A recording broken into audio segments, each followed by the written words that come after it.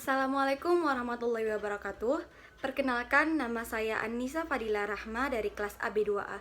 Pada kesempatan kali ini, saya ingin menjelaskan sedikit pengetahuan saya mengenai chapter 10 externalities atau yang berarti eksternalitas. Apa itu eksternalitas? Eksternalitas adalah biaya yang harus ditanggung atau manfaat tidak langsung yang diberikan dari suatu pihak akibat aktivitas ekonomi. Eksternalitas sering disinggung ketika muncul dampak negatif dari suatu aktivitas ekonomi. Next, market efficiency, market failures, atau yang berarti efisiensi pasar dan kegagalan pasar. Di sini terdapat kutipan dari Adam Smith, yaitu invisible hands of the marketplace leads self-interest buyers and sellers in a market to maximize the total benefit that society can derive from a market. But market failures can still happen. Yang berarti tangan tak terlihat di pasar mengarahkan pembeli dan penjual yang mementingkan diri sendiri di pasar untuk memaksimalkan manfaat total yang dapat diperoleh dari pasar. Tetapi, kegagalan pasar masih bisa terjadi. Next, market failures externalities, yang berarti kegagalan pasar eksternalitas. Terdapat 2 poin pada slide ini. Yang pertama, when a market outcome affects parties other than the buyers and sellers in the market, side effects are created killers externality. Yang berarti, ketika hasil pasar mempengaruhi pihak selain pembeli dan penjual di pasar, efek samping tercipta disebut eksternalitas. Yang kedua, externality cause markets to be inefficient and thus fail to maximize total surplus. Atau yang berarti, eksternalitas menyebabkan pasar menjadi tidak efisien dan dengan demikian gagal untuk memaksimalkan surplus total. Pernyataan slide sebelumnya muncul pertanyaan when externality arise atau kapan eksternalitas muncul? Externalitas muncul when a person engages in an activity that influence the well-being of a bystanders and yet neither pays or revises any conversation for that effect. Atau eksternalitas muncul ketika seseorang terlibat dalam aktivitas yang memengaruhi kesejahteraan orang yang melihatnya, namun tidak membayar atau menerima kompensasi apapun untuk efek itu.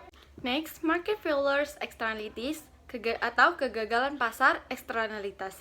Terdapat 2 poin pada slide ini. Poin pertama yaitu when the impact on the bystander is adverse, the externality is called a negative externality. Yang berarti ketika dampak pada pengamat merugikan, eksternalitas disebut eksternalitas negatif. Poin kedua yaitu when the impact on the bystander is beneficial, the externality is called externality positive. Atau yang berarti ketika dampak pada pengamat bermanfaat, eksternalitas disebut eksternalitas positif. Selanjutnya pada slide ini saya akan menjelaskan sedikit mengenai example of negative externalities atau contoh dari eksternalitas negatif. Contoh pertama yaitu automobile exhaust atau knalpot mobil. Kenapa knalpot mobil disebut dengan eksternalitas negatif? Karena knalpot mobil menciptakan kabut asap yang harus dihirup orang lain. Akibat dari eksternalitas ini, pengemudi cenderung terlalu banyak mencemari. Yang kedua, cigarette smoking atau merokok. Mengapa merokok disebut dengan eksternalitas negatif? Karena rokok dapat menyebabkan gangguan pernafasan bagi orang-orang di sekitarnya karena adanya asap. Selain itu, asap yang dihasilkan juga dapat menurunkan kenyamanan bagi orang lain. Contoh ketiga yaitu barking dogs atau anjing menggonggong atau hewan peliharaan yang berisik. Kenapa anjing menggonggong disebut dengan eksternalitas negatif? Karena anjing menggonggong mengganggu ketenangan tetangga. Pemilik anjing tidak menanggung biaya penuh dari kebisingan dan oleh karena itu cenderung mengambil terlalu sedikit tindakan pencegahan untuk mencegah anjing mereka dari gonggongan. Contoh yang selanjutnya ialah loud stereos in apartment atau stereo keras di gedung apartemen. Mungkin berikut contoh yang dapat saya berikan, masih banyak lagi contoh dari selanjutnya pada slide ini saya akan menjelaskan mengenai example of positive externality atau contoh dari eksternalitas positif. Yang pertama immunizations atau imunisasi. Kenapa imunisasi disebut dengan eksternalitas positif? Karena apabila seseorang yang menerima imunisasi terhadap suatu penyakit, maka akan menurunkan kemungkinan orang-orang di lingkungannya terpapar penyakit tersebut. Hal ini dinamakan dengan herd immunity. Hal ini terjadi karena penyakit tidak dapat menyebar melalui individu yang sudah divaksin, sehingga semakin banyak orang yang diimunisasi, semakin kebal masyarakat terhadap suatu penyakit. Contoh yang kedua ialah restore historic building atau bangunan sejarah yang dipagar.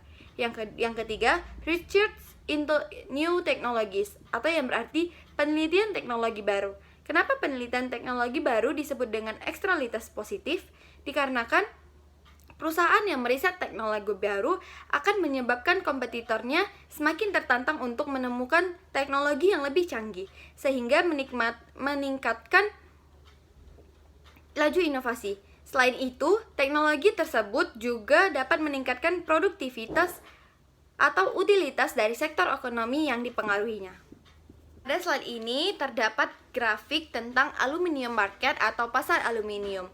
Dari grafik tersebut terlihat bahwa kurva permintaan mencerminkan nilai kepada pembeli dan kurva penawaran mencerminkan biaya penjual. Keseimbangan kuantitas Q market memaksimalkan total nilai untuk pembeli dikurangi total biaya penjual.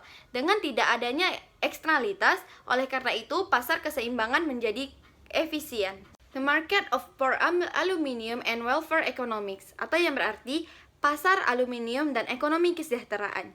The quantity produced and consumed in the market equilibrium is efficient in the sense that it maximizes the sum of producer and consumer surplus, atau yang berarti kuantitas yang diproduksi dan dikonsumsi dalam keseimbangan pasar adalah efisien dalam arti memaksimalkan jumlah surplus produsen dan konsumen.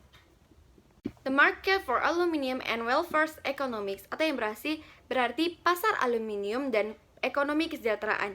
If the aluminium factors emit pollution or a negative externality, then the cost to society of producing aluminium is larger than the cost to aluminium producers.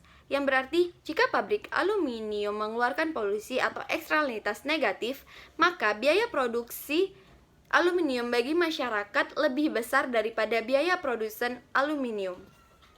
Next, masih membahas tentang the market for aluminium and welfare economics, atau yang berarti pasar aluminium dan ekonomi kesejahteraan. For each other unit of aluminium produced, the social cost includes the private cost of the producer plus the cost to those bystanders adversely affected by the pollution.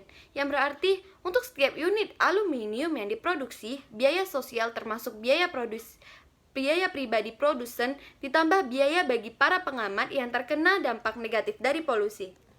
Pada slide ini terdapat grafik yang menjelaskan bahwa di hadapan positif eksternalitas, sosial nilai barang melebihi nilai pribadi. Itu kuantitas optimum.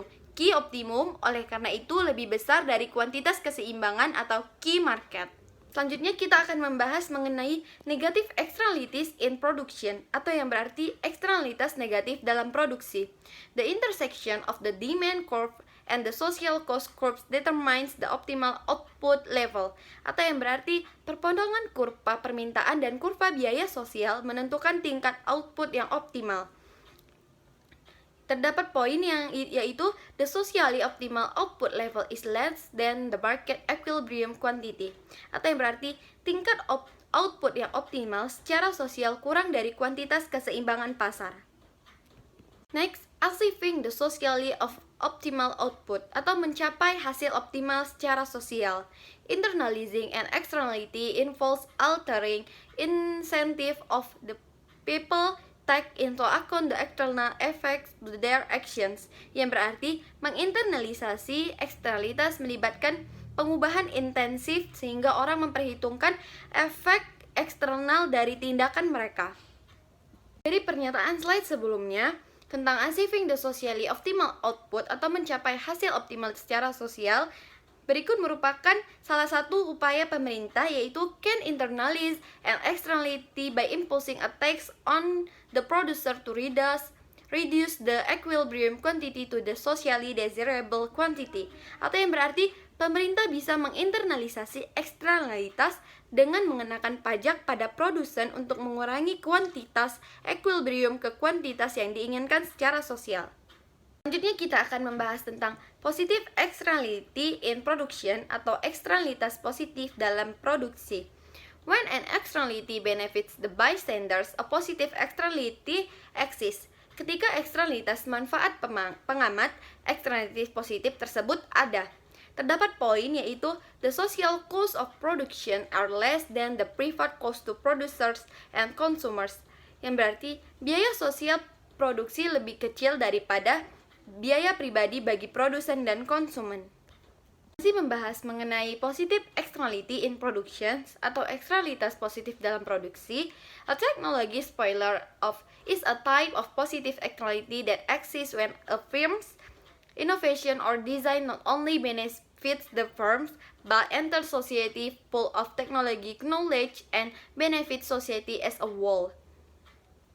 Yang artinya sebuah limpahan teknologi adalah jenis eksternalitas positif yang ada ketika inovasi atau desain perusahaan tidak hanya menguntungkan perusahaan, namun juga memasuki kumpulan pengetahuan teknologi masyarakat dan bermanfaat bagi masyarakat secara keseluruhan.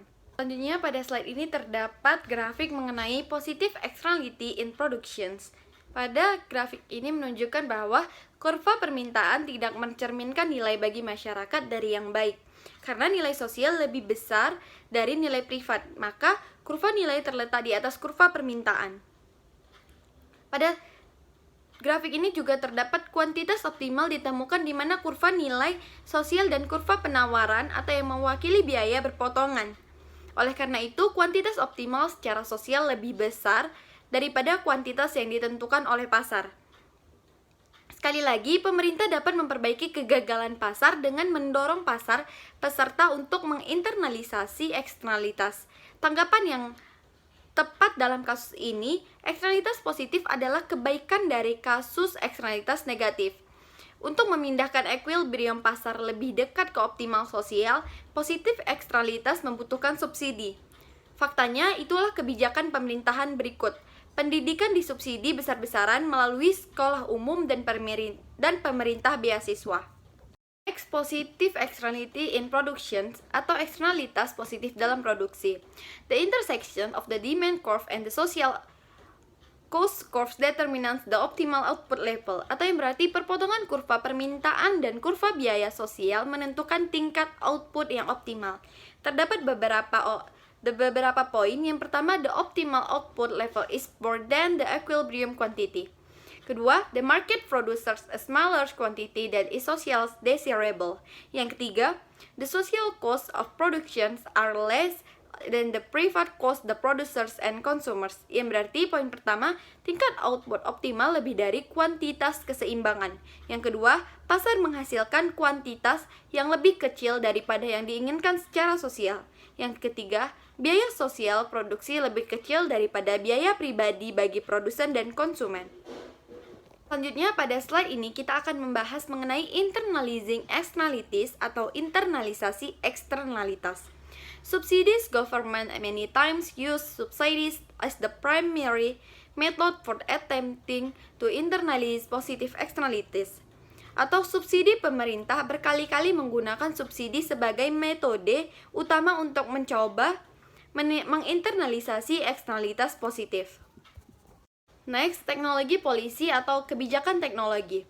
Government intervention in the economy that aims to promote technology and science industry is called technology policy, atau yang berarti intervensi pemerintah dalam perekonomian yang bertujuan untuk memajukan industri yang meningkatkan teknologi disebut dengan kebijakan teknologi. Selanjutnya masih membahas mengenai teknologi polisi atau kebijakan teknologi. Pada slide ini kita akan membahas tentang hukum paten. Apa itu hukum paten? Patent laws are a form of technology policy that give the individual or firms with patent protection a property right over its inventions. Atau yang berarti hukum paten adalah suatu bentuk kebijakan teknologi yang memberikan perlindungan paten kepada individu atau perusahaan hak milik atas penemuannya. Yang kedua, the patent is that then sets to internalize the externality, atau yang berarti paten tersebut kemudian dikatakan menginternalisasi eksternalitas. Next, internalizing productions externalities atau yang berarti menginternalisasi eksternalitas produksi. Terdapat 2 poin. Yang pertama, tax are the primary tools used to internalize negative externalities atau yang berarti pajak adalah alat utama yang digunakan untuk menginternalisasi eksternalitas negatif. Yang kedua, subsidies are the primary tools used to internalize positive externalitas atau subsidi adalah alat utama yang digunakan untuk menginternalisasi eksternalitas positif. Selanjutnya pada slide ini terdapat grafik, yaitu pada panel A, EPA menggunakan pajak korektif untuk menetapkan harga polusi. Dalam hal ini, kurva penawaran untuk hak polusi adalah elastis sempurna, karena perusahaan dapat mencemari sebanyak mereka membayar pajak. Dan posisi kurva permintaan menentukan jumlah polusi. Pada panel B, IPA menentukan jumlah pencemaran dengan menerbitkan izin pencemaran. Dalam hal ini, kurva penawaran untuk hak polusi adalah inelastis sempurna, karena jumlah polusi adalah tetap dengan jumlah izin. Dan polusi kurva permintaan menentukan harga polusi. Oleh karena itu, IPA dapat mencegah titik manapun pada permintaan tertentu, kurva baik dengan menetapkan harga dengan pajak korektif atau dengan menetapkan kuantitas dengan izin polusi. Next, externalities and market inefficiency atau yang berarti eksternalitas dalam inefisiensi pasar. Terdapat 2 poin. Yang pertama, negative externalities in productions or consumptions lead market to produce a larger quantity than is socially desirable, atau yang berarti eksternalitas negatif dalam produksi atau konsumsi menyebabkan pasar memproduksi jumlah yang lebih besar daripada yang diinginkan secara sosial. Poin yang kedua ialah positive externalities in productions or consumptions lead market to produce a larger quantity than is socially desirable, yang berarti eksternalitas positif dalam produksi atau konsumsi menyebabkan pasar memproduksi jumlah yang lebih besar daripada yang diinginkan secara sosial. Next, kita akan membahas types of private solutions to externalities atau jenis solusi pribadi untuk eksternalitas. Terdapat beberapa jenis, yaitu yang pertama moral codes and social sanctions atau yang berarti kode moral dan sanksi sosial. Yang kedua charitable organizations atau organisasi amal. Yang ketiga, integrating different types of business atau yang berarti mengintegrasikan berbagai jenis bisnis. Dan yang terakhir, contracting between parties atau yang berarti kontrak antar pihak. Kita akan membahas mengenai the cost theorem atau theorem cost. Apa itu theorem cost? Theorem cost is if private parties can bargain without cost over the elections of resources, then the private market will always solve the problem of externality on its own and allocate resources efficiently. Atau the cost theorem adalah jika pihak swasta dapat menawar tanpa biaya atas alokasi sumber daya, maka pasar swasta akan selalu memecahkan masalah eksternalitas sendiri dan mengalokasikan sumber daya secara efisien. Pada slide ini akan membahas mengenai transaction cost atau biaya transaksi. Apa itu biaya transaksi? Biaya transaksi are the costs that parties incur the process of agreeing to and following through on the bargains. Atau biaya transaksi adalah biaya yang dikeluarkan oleh para pihak dalam proses menyetujui dan menindaklanjuti tawar-menawar. Selanjutnya pada slide ini muncul pertanyaan, why private solutions do not always work? Atau mengapa solusi pribadi tidak selalu bekerja? Sometimes the private solutions approach fails because transaction cost can be so high and the private agreement is not possible. Atau yang berarti terkadang pendekatan solusi pribadi gagal karena biaya transaksi bisa sangat tinggi sehingga kesepakatan pribadi tidak mungkin dilakukan. Next, kita akan membahas mengenai public policy toward externalities atau kebijakan publik terhadap eksternalitas. When externalities are significant and private solutions are not found, government may attempt to solve the problem through, atau yang berarti ketika eksternalitas signifikan dan solusi swasta tidak ditemukan, pemerintah dapat mencoba memecahkan masalah melalui yang pertama, command and control policies, atau yang berarti kebijakan komando dan kendali. Dan yang kedua, market-based policies, atau yang berarti kebijakan berbasis pasar. Next, command and control policy atau kebijakan perintah dan kontrol. Kebijakan perintah dan kontrol usually take the forms of regulations, atau yang berarti biasanya berbentuk peraturan. Yang pertama, forbid certain behaviors and require certain behaviors, atau yang berarti melarang perilaku tertentu dan memerlukan perilaku tertentu. Contohnya yang pertama, requirements that all students be immunized, yang berarti persyaratan agar semua siswa diimunisasi. Dan yang kedua, stipulations on pollution emissions level set by the Environmental Protection Agency, atau yang berarti contoh kedua, ketentuan tentang tingkat emisi polusi yang ditetapkan oleh Environmental Protection Agency atau EPA. Selanjutnya pada slide ini membahas tentang market-based policy atau kebijakan berbasis pasar. Terdapat 2 poin pada slide ini. Yang pertama, government use tax and subsidy to align private incentive with social efficiency, atau yang berarti pemerintah menggunakan pajak dan subsidi untuk menyelaraskan insentif swasta dengan efisiensi sosial. Poin kedua ialah Pigovian tax are tax in it to correct the effects of negative externality, atau yang berarti pajak Pigovian adalah pajak yang diberlakukan untuk mengoreksi dampak eksternalitas negatif. Example of regulation versus Pigovian tax, atau yang berarti contoh regulasi versus pajak Pigovian.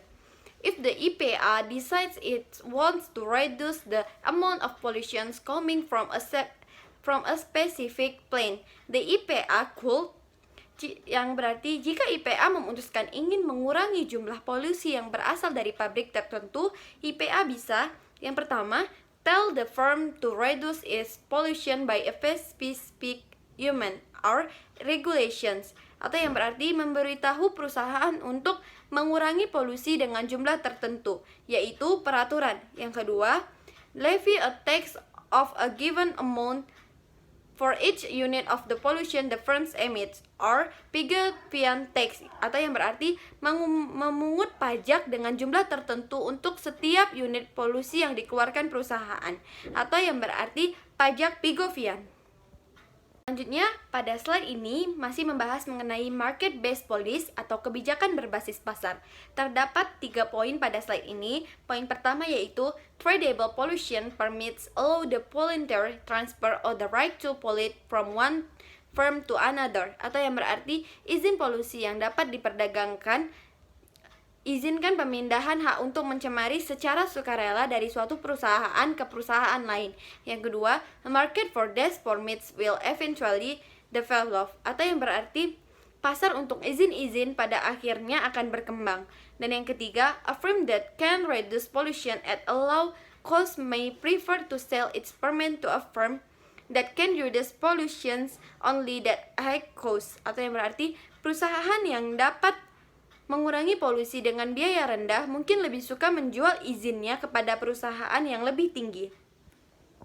Selanjutnya, pada slide ini terdapat gambar kurva yang menunjukkan kurva permintaan untuk hak untuk mencemari. Kurva ini menunjukkan bahwa semakin rendah harga polusi, maka semakin banyak perusahaan akan memilih mengotori. Pada panel A, IPA menggunakan pajak korektif untuk menetapkan harga polusi. Dalam hal ini, kurva penawaran hak untuk polusi adalah elastis sempurna karena perusahaan dapat mencemari sebanyak yang mereka inginkan dengan membayar pajak. Dan posisi kurva permintaan menentukan jumlah polusi.